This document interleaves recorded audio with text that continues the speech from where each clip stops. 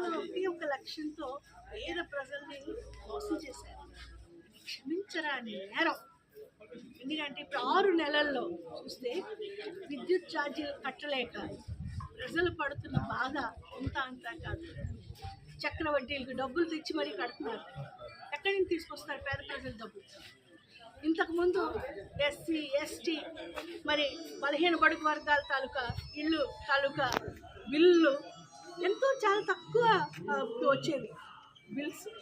ఇప్పుడు వాళ్ళకి 200, 300, 400 వచ్చిన బిల్లులు ఇప్పుడు ఎంత ఎక్కువగా ఉందంటే కొన్ని వేలకు వెళ్ళిపోయి 15,000, 25,000, 22,000, 18,000, 200-300 బిల్లు ఎక్కడ, 15,000, 10,000, 11,000, 25,000, 30,000 బిల్లులు ఎక్కడ చెప్పండి. భయంకరమైనటువంటి స్థితిలో ప్రజలు ఈరోజు ఉన్నారు. మరి ఆ రోజు మీరు ఇచ్చినటువంటి హామీ ఏమైంది చంద్రబాబు నాయుడు గారు? కూటమి ప్రభుత్వం మరి 3 పార్టీలు కలిసి బీజేపీ, జనసేన, తెలుగుదేశం మీరు ఇచ్చినటువంటి హామీ ఏమైంది? పేద ప్రజలకు మీరు ఇవ్వాల్సినటువంటి ఆ నమ్మకం ఏమైంది? మీరు ఇచ్చినటువంటి ఆ భరోసాకి అర్థం ఏంటి? ఈరోజు మీరు మోసం చేస్తారు. 15 బడుగు వర్గాలకి, రైతులకు, అక్క చెల్లెలకు, విద్యార్థులకు, ఏ ఒక్క పేదవాడు కూడా చాలా బాధల్లో ఉన్నారు. ఏమీ చేయలేనటువంటి అయోమయ స్థితిలో ఉన్నారు.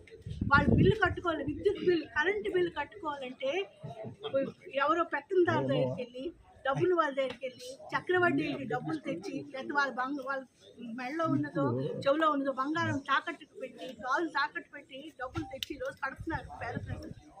కేవలం కరెంటు బిల్లులు కట్టుకుంటున్నారు. మీ తాలూకా ఇది ఈ భయంకరమైనటువంటి నేరానికి మీకు అసలు క్షమించకూడదు.